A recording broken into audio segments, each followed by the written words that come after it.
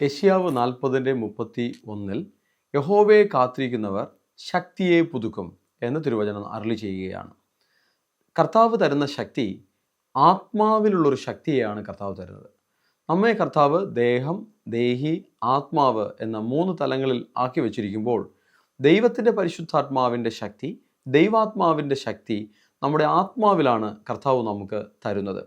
ഒരു പക്ഷേ നമ്മുടെ ശരീരം ബലഹീനമായാൽ പോലും ദൈവത്തിൻ്റെ സൗഖ്യവും ബലവും ശരീരത്തിൽ തരുവാനും കർത്താവ് ശക്തനാണ്. മാനസികമായി തളർന്നിരിക്കുമ്പോഴും മെൻ്റലി നമ്മെ ബലപ്പെടുത്തുവാൻ കർത്താവ് ശക്തനാണ്. എന്നാൽ അതിലുപരി ആത്മാവിൽ പൈശാചികമായിട്ടുള്ള പ്രതികൂലങ്ങൾ ഒരു ദൈവപൈതലിനെതിരെ വരുമ്പോൾ അതിനെ ജയിക്കണമെങ്കിൽ ആത്മാവിൽ ഒരു ദൈവപൈതൽ ശക്തനായിരിക്കണം. എന്നാൽ കർത്താവിൻ്റെ പാദത്തിൽ കാത്തിരുന്ന് സ്തുതിക്കുകയും ആരാധിക്കുകയും തിരുവചനങ്ങൾ ധ്യാനിക്കുകയും ചെയ്യുന്നവരെ കർത്താവ് ആത്മാവിൽ ശക്തരാക്കി മാറ്റും.